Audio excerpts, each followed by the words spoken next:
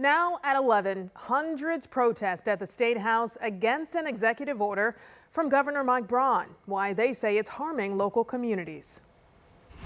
And it's been a dreary day today all across central Indiana. We're tracking some flurries tonight. We're going to let you know when you can expect those all the way through Sunday as well. And the 500 Festival kicked off this morning. Hundreds took their first steps to running the mini marathon. Live from Indy, you're watching 13 News.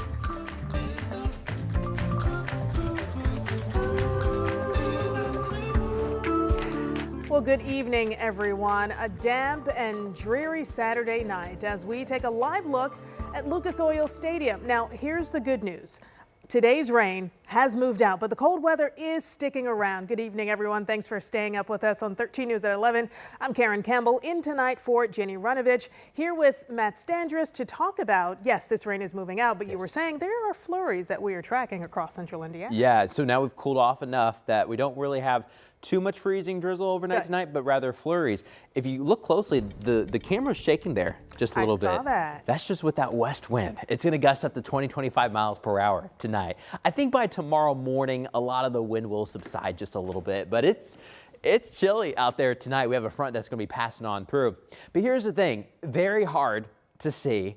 But we've got some low clouds still sitting over us, and as temperatures have cooled off a little bit, instead of getting some of that freezing drizzle, we've kind of switched over to some light snow flurries. But here's the thing, they're not, your typical snow flakes. They're more kind of like pins and needles out there, and they probably feel like pins and needles at times too. I've had to turn up the resolution just a little bit on Live Doppler 13. You can see a couple of those passing by Indy right now, but we've got them kind of all over the place right now. So we'll track those. We'll also let you know about bigger snows that could possibly be on our way this week, Karen. We're going to get to those here in just a bit.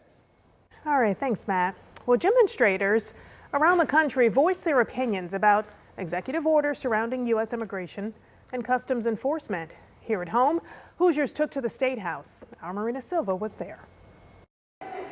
More than 100 people here on the steps of the state capitol rallying against Governor Mike Braun's executive order saying that law enforcement in Indiana will cooperate with ICE agents. Whose streets? Our streets. Whose city? Our city. We vehemently stand against that executive order. We do not support executive orders that are racist and xenophobic in nature.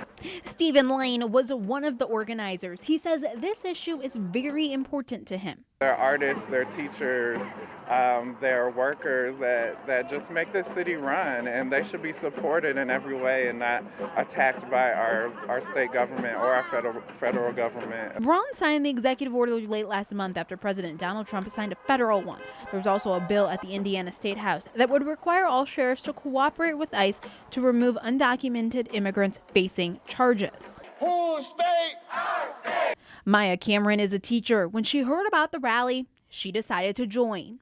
It's been really hard to watch my students and their families struggling to emotionally wrap their head around what's going on, and I really care about my students and my neighbors, and I want them to be able to be safe. She says when she looked around to see the signs people made, it made her stop and think. I saw a sign that said ICE is United States' Gestapo.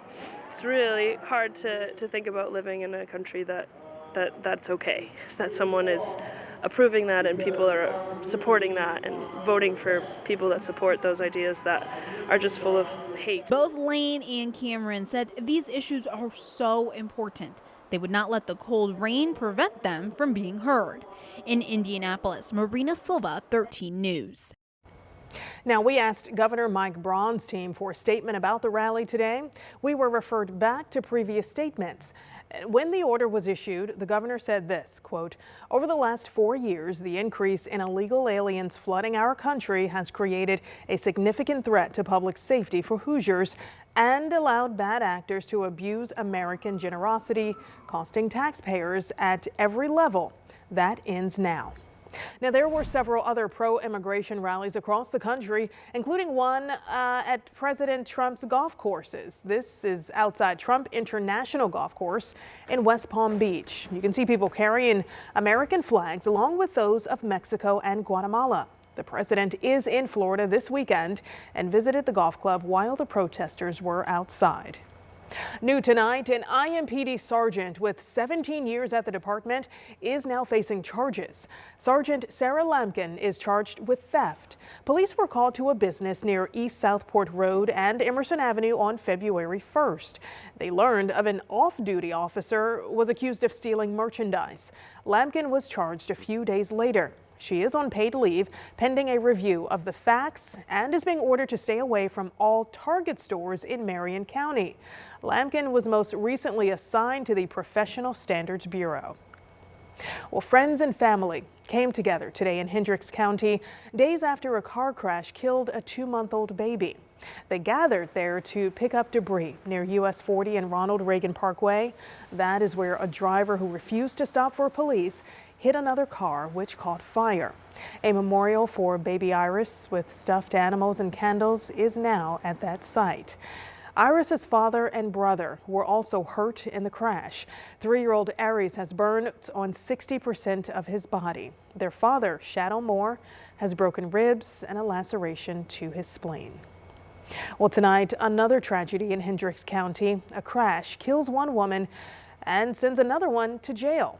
Investigators say it happened just after 4 this afternoon at the intersection of US 40 and State Road 39. Investigators say a Lincoln MKZ failed to yield while turning and hit a Chrysler 300. The name of the victim has not yet been released, pending notification to family.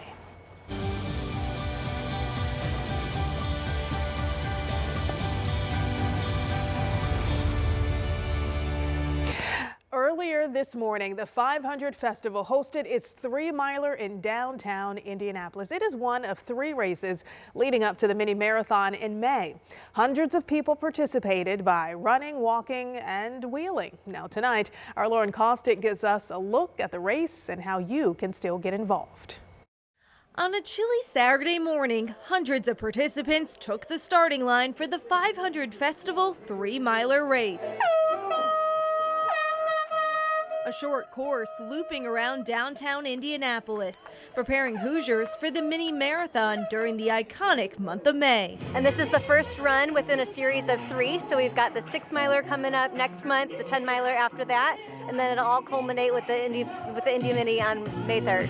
500 Festival is expecting more than 20,000 participants that weekend between the mini marathon and 5K. And it's really just to celebrate the month of May and everything that's about it. One runner completed his first race in Indy after moving from Mexico. First time running at all in this cold and running as a community. So I guess the biggest thing is just being able to fill that hole from when we left home, all the people and all our family and friends.